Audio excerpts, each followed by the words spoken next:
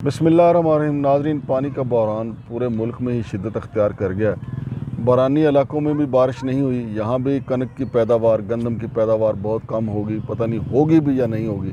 लेकिन इसके साथ साथ रावलपिंडी, इस्लामाबाद में पानी के हवाले से 1 माह की एमरजेंसी नाफज कर दी गई है। वो एमरजेंसी इसलिए लगाई गई है ताकि लोग जो हैं वो गाड़ियाँ धोने के लिए या पानी के गैर ज़रूरी इस्तेमाल को रोका गया है। लेकिन मेरे साथ मौजूद हैं हमारे RIUG के सदर भी हैं जनाब तारक अली विर्क साहब। तारक अली विर्क का पस मंज़र जो है वो एक ज़मींदार घराने से है, तो गंदम की पैदावार के हवाले से भी उनकी मालूमात काफ़ी हैं। तो उनसे हम जानेंगे कि इस दफ़ा जैसा कि कहा जा रहा है, माहिरीन कह रहे हैं कि पाकिस्तान में जो पैदावारी हदफ है वो हासिल नहीं हो पाएगा और जिससे मुश्किलात बढ़ सकती हैं, खुदा न खास्ता कहत साली की सूरत हाल भी पैदा हो सकती है। अस्सलाम वालेकुम विर्क साहब। जी वालेकुम सलाम। विर्क साहब, गंदम के हवाले से पंजाब और सिंध जो हैं, 2 हमारे बड़े पैदावारी यूनिट हैं। खैबर पख्तूनख्वा में भी होती है और बरानी इलाके में तो बारिशें होता भी होती है। बारिशें तो आपके सामने कतरा नहीं बिल्कुल ही हुआ। तो जो हमारा पैदावारी हदफ है गंदम का, क्या कहते हैं आप कि इस दफ़ा हम हासिल कर पाएंगे या बहुत ही ख़राब सूरत हाल देख रहे हैं आप? बहुत शुक्रिया मांगड़ साहब। देखें, पाकिस्तान में गंदम जो है वो सबसे ज़्यादा पैदा करने वाला जो सूबा है वो पंजाब है। उसके बाद सिंध है, फिर खैबर पख्तूनख्वा है, उसके बाद बलूचिस्तान के कुछ एरिया में होती है। तो देखिए, गंदम के हवाले से चूँकि किसान जो हैं वो अब वो भी देखते हैं कि किस फसल से उनको फ़ायदा होगा। और गुज़श्ता साल जो पंजाब में हुआ किसानों के साथ वो आपके सामने है कि पंजाब के किसान जो हैं वो अपनी गंदम लेके फिर रहे थे तो कोई ख़रीदने वाला नहीं था, रखने के लिए जगह नहीं थी, रखने के लिए जगह नहीं होती। और पाकिस्तान में सबसे ज़्यादा गंदम जो है ना वो हमारे डिस्ट्रिक्ट बावलनगर में होती है। फिर ये इसका तो मतलब ये हुआ विर्क साहब कि अल्लाह नाराज़ है कि इनसे रिज़्क नहीं संभाला गया। बिल्कुल आपकी बात 100% दुरुस्त है। देखें, इधर मसला ये है कि लोग बाज़ चीज़ों में ना अपने मफादात को तरजीह देते हैं। वो मुल्क को भी तरजीह नहीं देते, वो किसानों को भी तरजीह नहीं देते। और देखें, हम बेसिकली जो है हमारा मुल्क जो है एग्रीकल्चर मुल्क है और हमारी रीढ़ की हड्डी ज़राअत है। हाँ जी। हम जो अपनी रीढ़ की हड्डी है उसको छोड़ के उसको तरजीह देने की बजाय हम दूसरी चीज़ों के पीछे भागते हैं।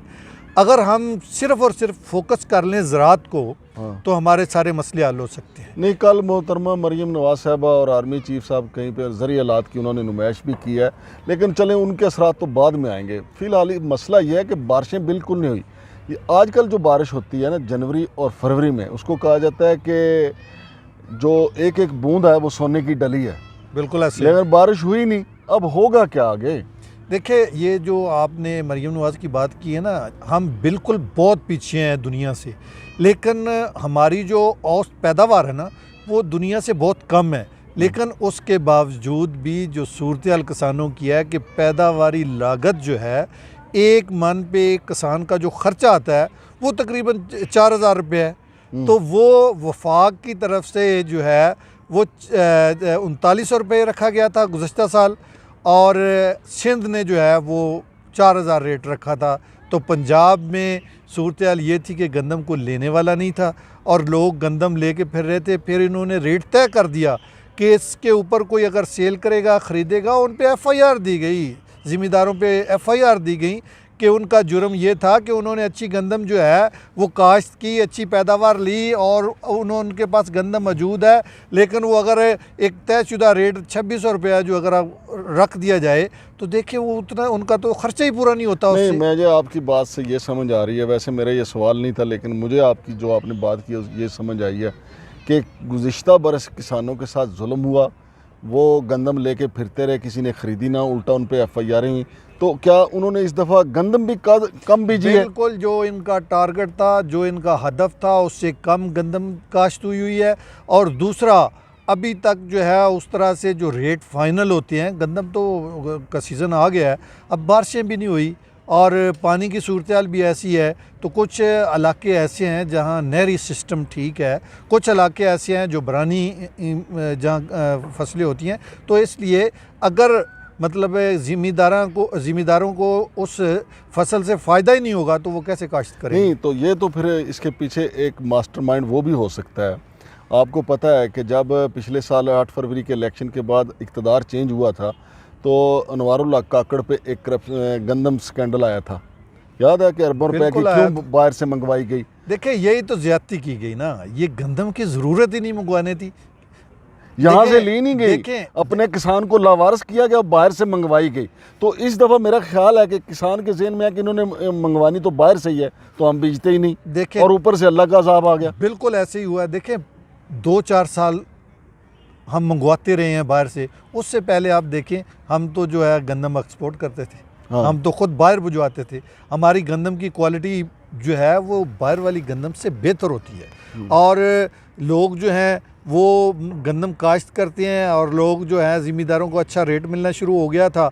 और वो साफ ज़ाहिर है, असल में इशू ये है कि आपके साथ हमारा पड़ोसी मुल्क जो है, वहाँ आप देख लें, वहाँ के ज़िम्मेदारों को देख लें। पंजाब जो है इंडिया में पंजाब के जो ज़िम्मेदार हैं उनको देख लें कि उनको जो इधर खाद का रेट आप चेक कर लें, उनका खाद का रेट चेक कर लें, इधर बीज का रेट चेक कर लें, उधर मैं बीज का आपसे रेट बिल्कुल तक मुत्तफिक ये हूँ। उनको बहुत ज़्यादा जो है वो हुकूमत फैसिलिटेट करती है। इधर मेरे तो साहब, परेशानियाँ जो खड़ी कर रही है मैं वो आपसे हुकूमत। मुत्तफिक हूँ। मैं आपसे ये जानना चाह रहा हूँ एक ज़िम्मेदार की हैसियत से, मैं खुद पंजाब से हूँ।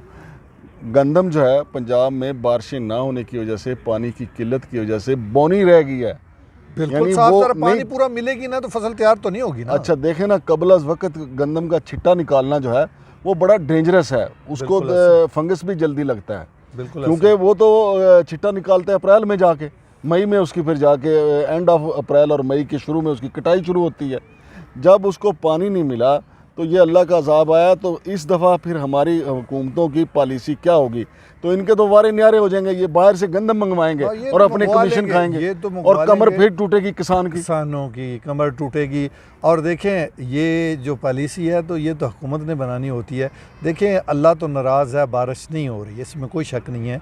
लेकिन दूसरी तरफ अगर आप लोगों को फैसिलिटेट करेंगे, जैसे आपने देखा कि किसान जो है वो एहतजाज करते रहे और ब्लू एरिया में आके उन्होंने एहतजाज किया, मारें भी बड़ी खाई यार। मारें खाई हैं उन्होंने। हुकूमत के साथ कुछ चीज़ें तय करके गए थे, कुछ ट्यूबवेल्स के जो रेट बिजली के थे वो पर यूनिट तय करवा के गए थे, और जब कुछ चीज़ें तय हुई हैं उस पर भी अमल दरामद नहीं हो रहा। और लोग जो है ट्यूबवेल चला के ताकि पानी की कमी पूरी करके फसल को जो है वो बेहतर बना लेंगे। लेकिन बात यह है कि अगर बिजली इतनी महंगी आप देंगे तो फिर वो किधर जाएगा। और अगर वो गंदम तैयार डीजल भी होकर आती महंगा है, है। डीजल भी महंगा है, और गंदम तैयार होगी, उनका पैदावारी लागत इतनी ज़्यादा होगी, और आगे से हुकूमत कहेगी जी नहीं है ये तो इतने में फ़रोख्त करें, तो फिर वो किसान किधर जाएगा कि वो उसका खर्चा ज़्यादा होगा और उसका प्रॉफिट तो बिल्कुल होगा नहीं, उल्टा उनको नुकसान होगा। तो फिर ये कैसे सिस्टम चलेगा। और वो किसान जो है मायूस होंगे, और जब किसान मायूस होता है तो साफ ज़ाहिर है वो दूसरी फसलों की तरफ चला जाता है। उसको जिस फसल में बेहतर मुनाफा लगेगा वो उधर उस तरफ चलेगा। लेकिन गंदम तो हर किसी की ज़रूरत है, आटा हर घर की हर फर्द की ज़रूरत है। तो ये हुकूमत को करना चाहिए कि गंदम के हवाले से कम कोई ऐसी पॉलिसी बना ले, ऐसा रेट तय कर दें या किसानों को फैसिलिटेट कर दें, सब्सिडी दे दें। बीज खाद हर चीज़ तो वो महंगी ले रहा है, और ऊपर से जो है डीजल महंगा है, और साथ बिजली का जो यूनिट है वो महंगा है। तो इसलिए तो वो उनका तो अखराजात इतने ज़्यादा हो जाते हैं, तो जब वो उनकी फसल तैयार होती है तो वो भी कोई ख़रीदने वाला ना हो, या मुनासिब रेट में उनको से ख़रीदी ना जाए, तो फिर उनके लिए तो मसाइल ही मसाइल हैं। बहुत शुक्रिया जनाब तारक अली विरक साहब। तो नाज़रीन, पंजाबी की एक कहावत है, पंजाबी में कहते हैं कि लोकां भवें हनेरियां ते डाकुआं लई सुनहरियां। यानी जो अंधेरी रात होती है वो डाकुओं के लिए इसलिए सुनहरी होती है कि किसी को नज़र कुछ नहीं आता। काले उनके कपड़े उस वक्त हुआ करते थे, अब तो खैर सरेराह ही वो पिस्टल निकाल लेते हैं डाकू कि काट दे जो कुछ है। लेकिन अब सवाल ये पैदा होता है कि बारिशें नहीं हुई, अल्लाह नाराज़ है। लेकिन जिन्होंने बाहर से गंदम मंगवानी और बड़े पैमाने पे कमीशन खाना है, अनवारुल हक काकड़ का आपको अभी साल ही हुआ है, भूल गई अवाम याद रखे कि उस वक्त गंदम जो है रोल थी हमारे मुल्क में। यानी किसान लिए फिर रहे थे कि हमारी गंदम ख़रीदें अच्छे रेटों पे ताकि हमारा अखराजात पूरे हो जाएं, लेकिन गंदम ख़रीदने वाला कौन नहीं था, और माफिया बाहर बैरून मुल्क से मंगवा रहा था।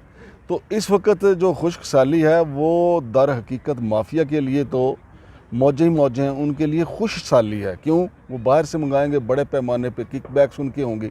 और दूसरी, ये जो बारिश नहीं हुई, बारानी इलाका भी मुतासर होगा, पूरा मुल्क इससे मुतासर होगा, और सिर्फ गंदम ही नहीं, बाकी फसलें भी, कपाह भी इससे मुतासर होगी, सब्ज़ियाँ इससे मुतासर होंगी, इंसान इससे मुतासर हैं। कई बीमारियों ने सर सिर्फ इस वजह से उठाया हुआ है कि बारिशें नहीं हो सकी। तो मेरा तो फिर वही मशवरा है कि हमें तौबा इस्तग़फ़ार करनी चाहिए। बाकी कमीशन माफिया गंदम हम जितनी मर्ज़ी उगा लें और किसान बेचारे लेके बैठे रहेंगे, चूँकि हमने अपने किसान की कमर तोड़ के ही छोड़नी है। जब तक कोई ऐसी हुकूमत हमारे मुल्क में बरसर इक़्तिदार नहीं आती जो वाकई किसान की खैर खा हो, जिसको पता हो किसान के मसाइल क्या हैं, जिसको पता हो कि किसान ही मुल्क की मईशत की रीढ़ की हड्डी है, तब जाके ये मामला हल होगा। फ़िलहाल शमशाद मांगट और तारिक अली विरक को इजाज़त दीजिए। अल्लाह हाफ़िज़।